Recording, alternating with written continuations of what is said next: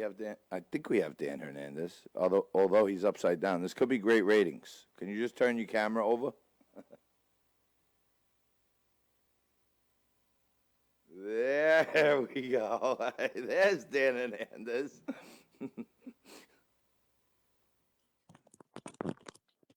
Hold on.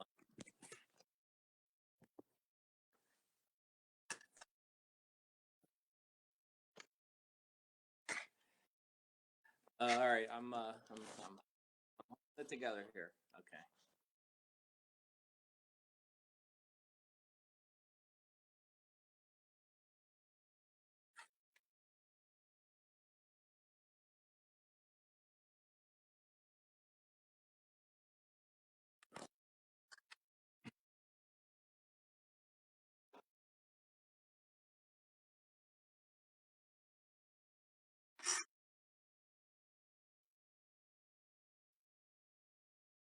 Absolutely. I mean, it, it's part of this rotation at a growth of value that we've been talking about.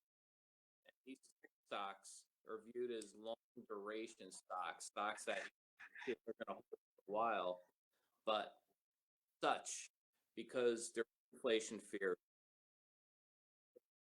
it allows people or suggests people to rotate more cyclical stuff, the things that are doing well right now. So, yeah, inflation fears are gonna hurt growth stock every time, especially when there's things going on in the market, recovery, quote unquote recovery stocks are doing well. We're going to rotate out of those growth stocks.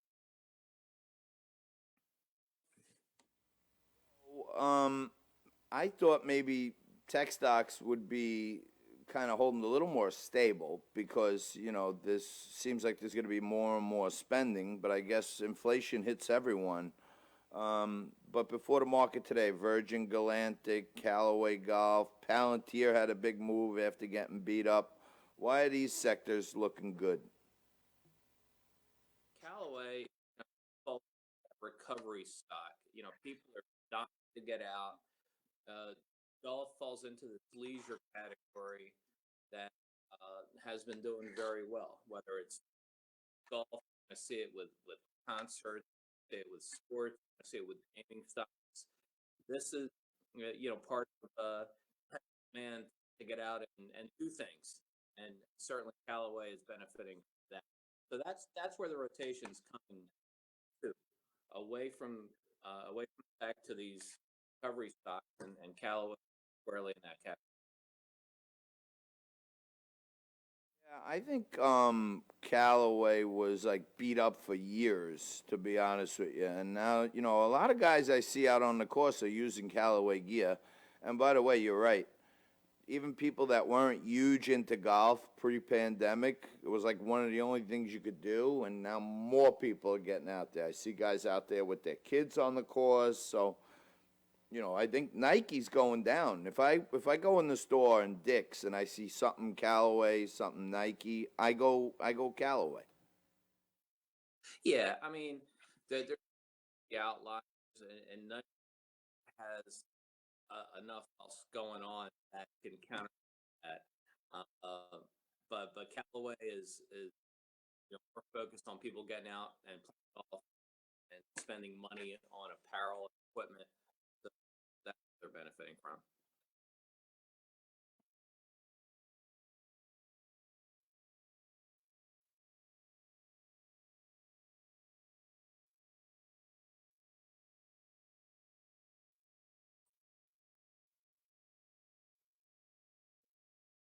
Yeah, wait, you were breaking up. I didn't hear you.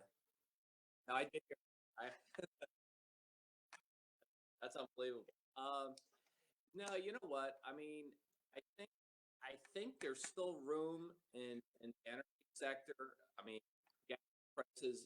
What's going on right now with this pipeline, and oil prices and gas prices. And normally for the summer, I think summer is going to be exceptional again. People getting out and doing things that they weren't doing. I think there's room to move there. I think, uh, and we're going to start cruise lines that are get their act together, that they're starting to. So I think there's room there. risk? Absolutely not. But if you're looking at stuff that's done well, and you're asking me if there's still any legs left, then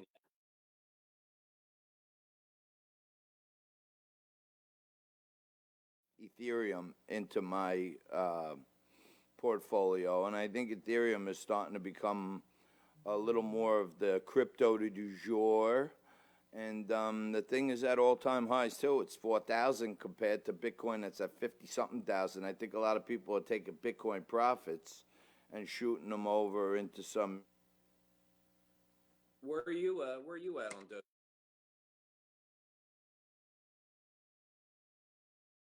Personally, that the Dogecoin is a scam. But I also know a good game when I see one.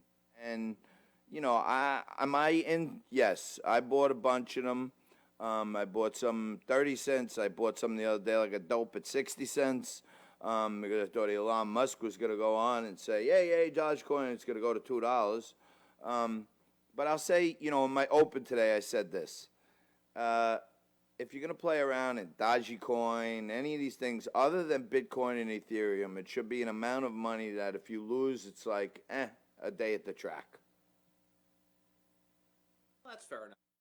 You know where I stand and where I feel about that stuff. It's not for most investors. I don't think there's a place for it, and by most investors, long term money.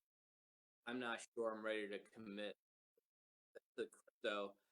It's still, very much a speculative thing. And as far as that's concerned, it's viable. It's part of a long-term investment portfolio. Dogecoin is like it's like a game. It's like a parlor game. You know what I mean? You want to play in it. If you're not too drunk and you can take the money and run, you're good. But just like any other game or casino, they hope you stay there long enough and keep playing and keep drinking and drinking and drinking, and you never leave with your profits. So, to me, if you want to play around in these things, find a threshold of pain to the bottom and a threshold of reward to the top. And as soon as you have enough reward, grab the money and run. Otherwise, just leave it sit there and hope 5 years from now it's like Bitcoin. Yeah. No, I mean that's reasonable. Yeah. Again, can't. I'm not gonna get to that relationship with clients with that kind of security. But everything else, look, I think this pullback is somewhat healthy. Coming off, 2 days ago, we're at a new high, so I'm not real cranked up about it. I think it's just part of the rotation, and I think things are going to be fine.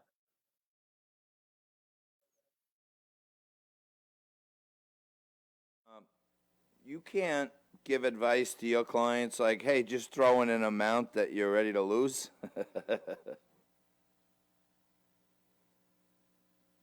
Speculate, and for me, the sign that things are at the top generally is when people come out of the woodwork wanting to do these real aggressive things. And I have clients who historically are very conservative that are calling me saying, hey, I'm missing the boat, should I be doing this?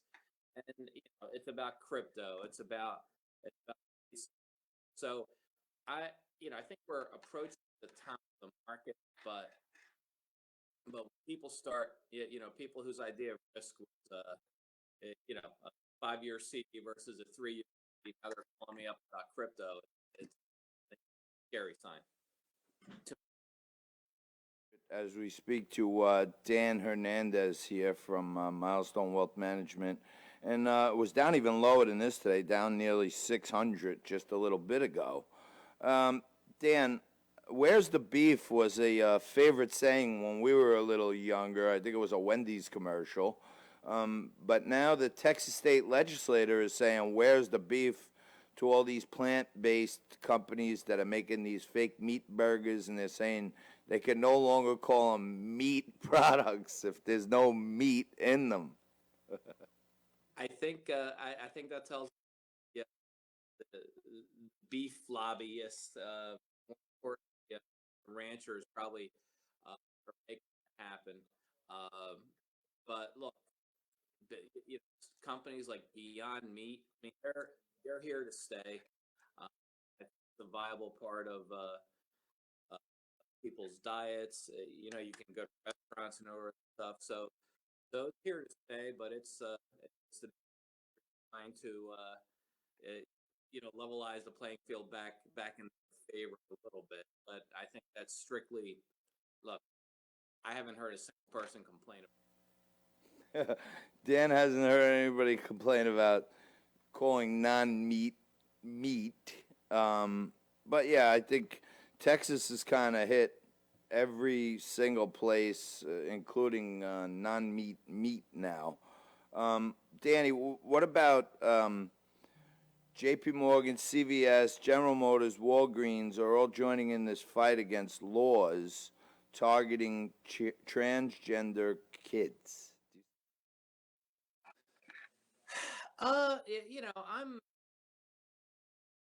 I don't love the idea of corporations weighing in and picking sides. Uh, in my feeling, anytime any big corporation, weighs in political slash social issues, they're giving into PR. They're giving into somebody that's complaining to them. Uh, Again, I don't know a lot of people that this is an issue for at this point that they're making that it's that important to them. So I think uh, I don't like it. I don't care for it. I try to ignore it. But if they're weighing in, I don't think there's an effect on their business. Yeah, I kind of wish like major corporations, major sports leagues, Hollywood actresses, professional athletes would stick in their lane and just do what they're supposed to do. Like, man, a good mentor of mine used to say, "Hey, John, do today's work today." And for most of these public companies, today's work is building earnings for your shareholders, not taking these activist positions. It drives me crazy. Yeah, you're starting to see. I think even on LeBron James, he made some comments about the police shooting and you're next. And obviously, he made those comments probably prematurely and not well thought out. And that's not the first time he's done that. Yet the time he finally got a little pushback. It, so maybe consumers and the public are starting to turn a little towards like you said, athletes and movie stars and corporations. You know, these social slash.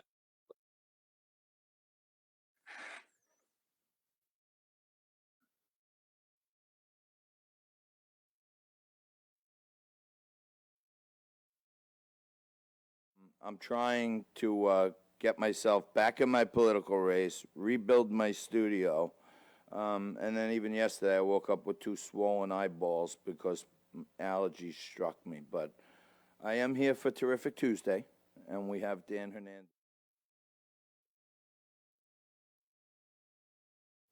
Thanks for having me, John.